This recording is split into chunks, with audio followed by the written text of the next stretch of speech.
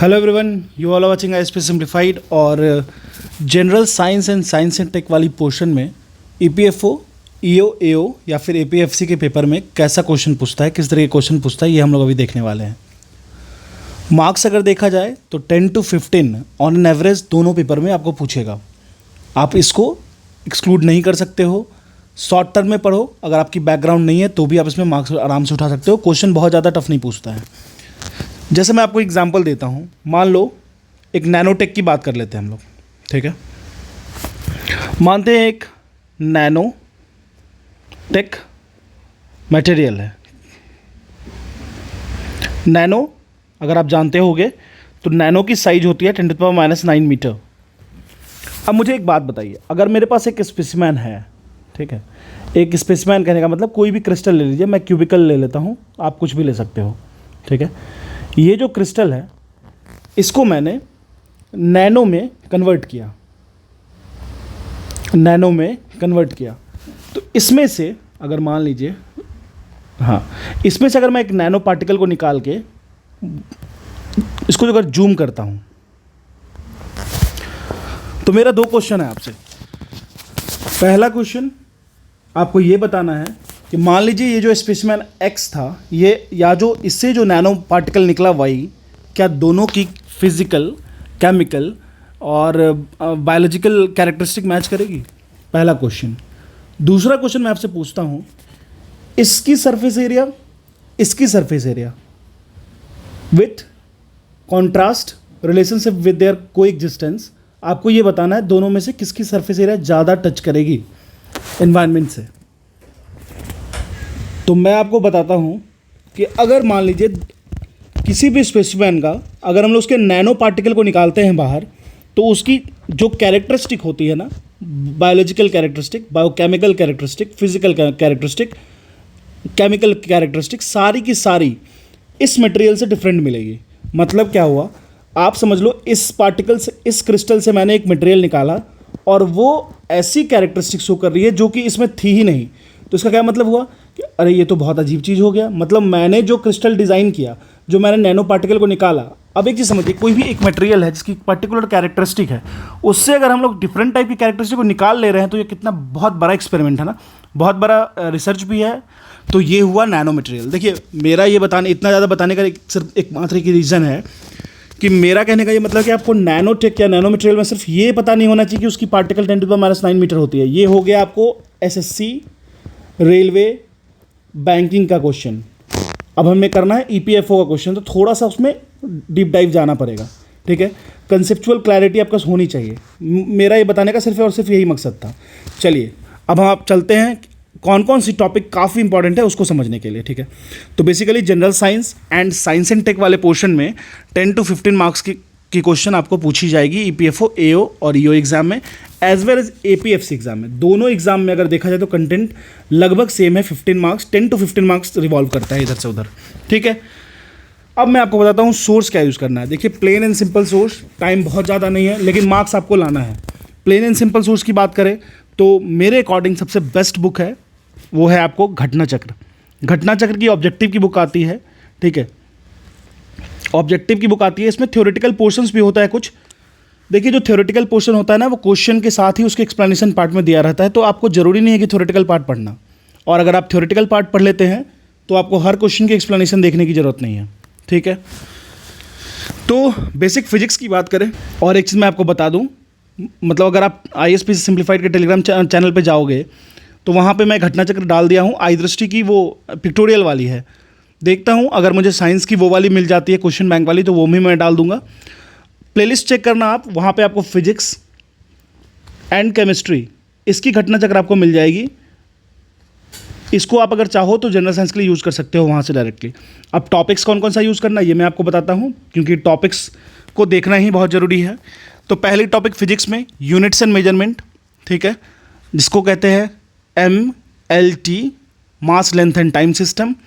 Units होगा जैसे acceleration की यूनिट, वेलोसिटी की यूनिट, लाइट इंटेंसिटी की यूनिट कैंडला, ल्यूमेन पर सेकेंड, ये क्या है, फ्लक्स क्या है, वेबर क्या है, इंडक्टेंस की हेनरी, कैपेसिटर की फैराडे। इस तरीके से सारी चीज़ों को देखना है। उसके बाद kinematics, speed, motion, velocity, vector, ठीक है, यूनिफॉर्मिटी एंड ऑल। फिर इलेक्ट्रिसिटी की बात करेंगे तो basic electricity, current is scalar और not, what is voltage, what is potential difference, what is work done per unit discharge, what is this, what is that, what is transformer, what is this and that। आपको ये complete मिल जाएगा घटना चक्र में, उससे बाहर देखने की कोई ज़रूरत नहीं है, बिल्कुल नहीं। और EPFO PYQ देखिएगा। फिर उसके बाद ऑप्टिक्स वाले क्वेश्चन, ऑप्टिक्स वाला पोर्शन थोड़ा अच्छे से कीजिएगा, ये एग्जाम में डायरेक्ट पूछता है, अच्छा खासा क्वेश्चन पूछता है। Refraction, reflection, total internal reflection, dispersion और भी बहुत सारे जो फिनोमिना होते हैं वो, जैसे मिराज हो गया, ठीक है। उसके बाद circular motion, uniformity and simple harmonic motion. अब आपको लग रहा होगा ये तो बहुत सारा हो गया, बिल्कुल नहीं हुआ। आप जब खोलोगे घटना चक्र की, या तो वीडियो प्लेलिस्ट सुन लो, मैं काफ़ी एक्सप्लेन वे में समझाया हूँ, उसकी थ्योरी भी पढ़ा दिया हूँ और उसके क्वेश्चंस भी लगा दिया हूँ। अगर आपको वहाँ से देखना है तो अच्छी बात है, अगर आपको मेरी आवाज़ बर्दाश्त होती है तो देख लो, सुन लो, अदरवाइज़ आप बुक भी निकाल के पढ़ लो, कोई बहुत बड़ा इशू नहीं है, ठीक है। उसके बाद हीट एंड एनर्जी वाला चैप्टर थर्मोडायनेमिक्स से रिलेटेड होता है, हीट वेव, साउंड वेव, ये सब वेव से एक बार पढ़ लीजिएगा, साउंड भी एक बार देख ही लीजिएगा, ठीक है। उसके बाद ग्रेविटी वाला पोर्शन, इतना टॉपिक को सुन के ख़त्म कीजिएगा बस। देखिए बहुत ज़्यादा इसको ऐसा नहीं है कि बहुत बार रिवीजन करने की ज़रूरत पड़ेगी, 1 से 2 बार सुन लोगे काम हो जाएगा। फिर केमिस्ट्री वाले पोर्शन में फिजिकल एंड केमिकल चेंज, जैसे कैंडल बर्न करते हैं तो कौन सा चेंज, कर्ड बनता है तो कौन सा चेंज, तो फिजिकल एंड केमिकल चेंज से एक क्वेश्चन UPSC का ही फेवरेट टॉपिक है, इसलिए मैं इसको डाल दिया हूँ, ठीक है। उसके बाद elements, compounds and mixture and gases देख लीजिएगा। फिर केमिस्ट्री इन एवरीडे लाइफ, जैसे मान लीजिए कि जैसे आप मान लीजिए कहीं पे फायर हुआ है, ठीक है, तो फायर एक्सटिंग्विशर में कौन सी चीज़ें यूज होती हैं। उसके बाद इसके बाद मैं आपको बताता हूँ, जैसे आप मान लीजिए जो फायरमैन होते हैं वो जो कपड़े पहनते हैं वो कपड़ा किससे बनता है, छाते का कपड़ा क्या होता है, ठीक है। फिर टेफ्लॉन जो होता है, मान लीजिए आपको जो नॉन स्टिकी पैन होता है उसमें क्या यूज़ करते हैं। तो day to day life, everyday life में जो भी यूज़ होता है उसका, वो चीज़ें पढ़नी है सारी, आपको घटना चक्र में 1 by 1 मिल जाएगी। और इसकी प्लेलिस्ट भी मैं डाल रखा हूँ, आप वहाँ से देख लेना, काम हो जाएगा। नहीं होगा तो फिर मुझे बोलना। फिर मेटल्स एंड नॉन मेटल, ये बहुत इंपॉर्टेंट है, मेटल्स नॉन मेटल्स तो बहुत इंपॉर्टेंट है। फिर एसिड, बेसिस एंड सॉल्ट, ये दोनों चैप्टर को आप कभी मिस मत करना। आप चाहो तो या इसको आप हटा भी सकते हो, लेकिन इसको कभी मत हटाना, ठीक है। फिर बात करते हैं बायोलॉजी वाले पोर्शन पे। तो देखिए बायोमोलिक्यूल्स एंड विटामिन्स आपको पता होना चाहिए। B12 क्या होता है, D2 क्या होता है, D2 क्या हुआ, अर्गो कैल्सिफेरॉल, D3 क्या हुआ, कोल कैल्सिफेरॉल, D4 क्या होता है अगर होता है तो। फिर B2 क्या होता है, जैसे B6 क्या होता है, नियासिन, जैसे B7 क्या होता है, B12 तो मैंने B12 क्या होता है, कोबलामाइन, ठीक है, कोबलामाइन। तो ये सब चीज़ें आप एक बार देख लीजिएगा आराम से, ठीक है। मुझे भी ये चीज़ें बाय बर्थ नहीं मिली है, मैंने इन चीज़ों को देखा है, 2-3 बार घटना चक्र को लगाया है, तो यही चीज़ें आसान हो गई है। मैं बताता हूँ, मैं कोई भी पीसीएस देता हूँ ना, मैं साइंस में मेरे से 30 में 30 आता है, 30 में 28 तो फिक्स है। तो इसको आप इस तरीके से ड्रैग कर सकते हो चीज़ों को। फिर अगर बात करें तो बायोलॉजी वाले पोर्शन में बायोमोलिक्यूल्स एंड विटामिन्स, फिर डिजीज़ करिएगा, ठीक है, जैसे बेरी हो गया, रिकेट्स हो गया, एड्स हो गया, ठीक है। उसी तरीके से जो भी होता है उसको आप देख लीजिएगा अच्छे तरीके से। डिजीज़ वाले चैप्टर को एकदम 100% भूलना नहीं है। फिर ऑर्गन सिस्टम को पूरा करना है, उसमें कौन कौन सा आता है। देखिए ऑर्गन सिस्टम में क्या क्या पार्ट आ जाएगा, digestive system, circulatory system heart वाला, रेस्पिरेटरी सिस्टम लंग्स वाला, मस्क्यूलर मसल्स, स्केलेटल मतलब स्केलेटल सिस्टम। ये 4 सिस्टम करके जाइएगा बहुत अच्छे से तमीज़ से। उसके बाद रिप्रोडक्टिव सिस्टम कर लीजिएगा। फिर हम लोगों ने देख लिया general chemistry, general physics, general biology. अब हम लोग मूव करेंगे साइंस एंड टेक की तरफ। देखिए यूपीएससी का पेपर है तो साइंस एंड टेक पूछेगा ही पूछेगा। साइंस एंड टेक करने से पहले आप एक चीज़ समझिए, सबसे पहला जो टॉपिक करिएगा आप वो होगा स्पेस टेक, स्पेस टेक्नोलॉजी को देखेंगे। स्पेस टेक्नोलॉजी की बात हो और इंडियन स्पेस रिसर्च ऑर्गेनाइजेशन की बात ना हो तो बेकार है। मैंने इस एग्ज़ाम, इसके साइंटिस्ट पोस्ट वाले एग्ज़ाम को क्लियर किया है। सो वैसे भी इसरो आपको पता होगा, देश का सबसे बड़ा एक इंस्टीट्यूट है जहाँ पे देश को अगर देखा जाए तो अगर पूरे वर्ल्ड में ना तो प्रोमिनेंट पीक पे ये रिप्रेजेंट करता है, ठीक है। इसके बाद इसरो कीजिएगा, इंडियन स्पेस प्रोग्राम्स देख लीजिएगा, हिस्टोरिकल बैकग्राउंड भी देखिएगा हिस्ट्री में, ठीक है। हिस्ट्री में किस तरीके से इसको, हिस्ट्री से अभी तक कैसे कैसे प्रोग्रेस किया है स्पेस प्रोग्राम में, रिसेंट में स्पेस प्रोग्राम में किस तरीके से हेल्प करता है। फिर स्पेस एजेंसीज़ को देखेंगे हम लोग, जैसे इसरो हो गया, नासा हो गया, जाक्सा हो गया। जाक्सा क्या हो गया, जापान की हो गई, ठीक है। अब एक चीज़ याद रखिएगा, स्पेस की एप्लीकेशन भी, कैसे स्पेस हमको हेल्प कर रहा है। डिजास्टर मैनेजमेंट करने में, कैसे स्पेस टेक जो है वो हमको बहुत सारे मतलब एग्रीकल्चर में हेल्प कर रहा है, ये सब चीज़ें देख लीजिएगा। फिर कुछ टेक्नोलॉजिकल एप्लीकेशंस देखेंगे, जैसे न्यूक्लियर टेक हो गया, ठीक है, बायोटेक हो गया, nanotech and information and communication. मैंने आपको नैनोटेक का एग्जांपल दे ही दिया। बायोटेक का मैं देता हूँ, मान लो आप किसी विलेज में हो, वहाँ पे वैक्सीन